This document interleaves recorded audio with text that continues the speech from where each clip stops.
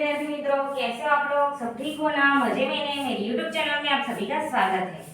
तो आज हम देखेंगे 12th साइंस चैप्टर 4 डी और एफ विभाग तत्व। तो देखिए,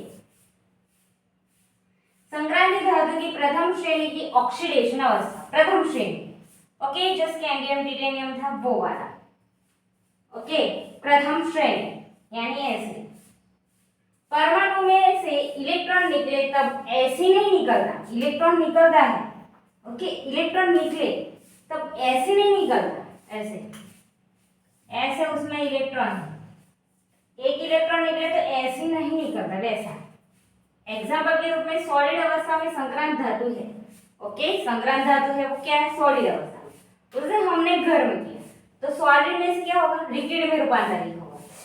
उसमें क्या दी हमने? गलन उष्मा दी, यानी कि उसे गर्म किया और फिर बाद में लिक्विड में से गर्म किया तो हमें गैसियस में रूपांतरित हुआ।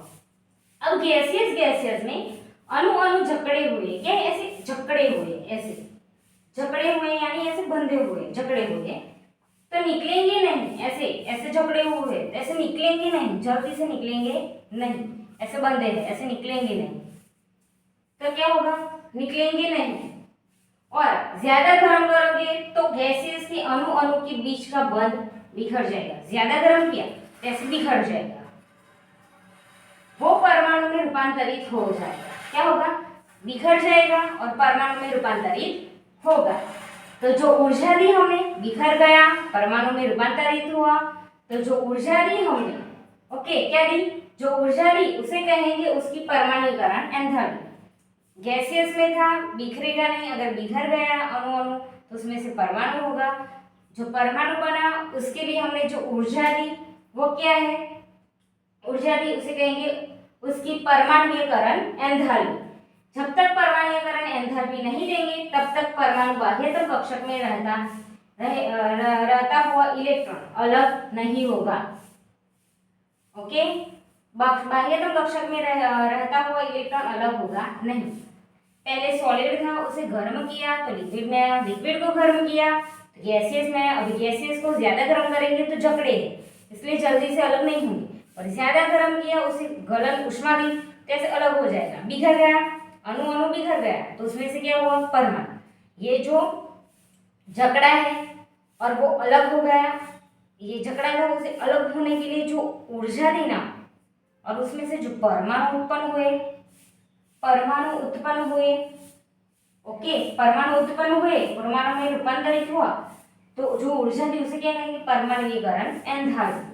जब तक परमाणुकरण एंथैल्पी नहीं देंगे तब तक परमाणु बाह्यतम कक्षक में रहता हुआ इलेक्ट्रॉन अलग होगा नहीं, जो बाहर रहता हुआ इलेक्ट्रॉन है वो अलग होगा नहीं। तो यहाँ पे देखो, क्रोमियम का R1 3d5 4s1 है, उसमें से हमने R1 प्लस किया तो एक इलेक्ट्रॉन निकल गया 4s0।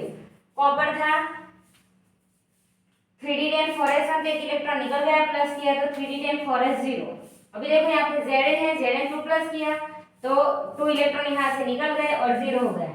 Mn प्लस 2 किया, प्लस में से द्वितीयक श्रेणी ले गए, ओके, द्वितीयक श्रेणी में देखो Ar3d5 4s2 Ar3d5 4s0 plus 2 क्या है इसलिए, ओके। तो देखो द्वितीय आयनीकरण एंथैल्पी का मूल्य, ये क्या है?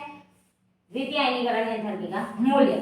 अब हमने दूसरा इलेक्ट्रॉन निकालना है, पर डी कक्षक पूर्ण हो या फिर अर्धपूर्ण हो, ओके, क्या है? पूर्ण हो या फिर अर्धपूर्ण। ये 5 है और ये 10 है, ये अर्धपूर्ण है, ये पूर्ण है। डी कक्षक है, एक ही इलेक्ट्रॉन हो तो अर्धपूर्ण, ऐसे दो दो हो तो पूर्ण, ओके। अर्धपूर्ण हो या फिर पूर्ण हो तो उसे क्या होता है? स्थिरता दूसरे के सापेक्ष में ज्यादा है।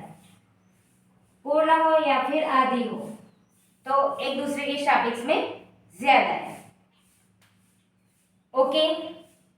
तो फिर उसे कहेंगे दूसरा इलेक्ट्रॉन निकालने के लिए हमें ऊर्जा दी, उसे क्या कहेंगे? द्वितीय आयनीकरण एंथैल्पी, उसका मूल्य ज्यादा है। दूसरा इलेक्ट्रॉन निकालना है उसके लिए ज्यादा एनर्जी लगी, उसे क्या कहेंगे? द्वितीय आयनीकरण एंथैल्पी। ये प्रथम आयनीकरण एंथैल्पी हमने सिखाई थी +1 की, तब +1 में से दूसरी +2 हमने निकाला तो +2 यानी द्वितीय आयनीकरण एंथैल्पी, ओके।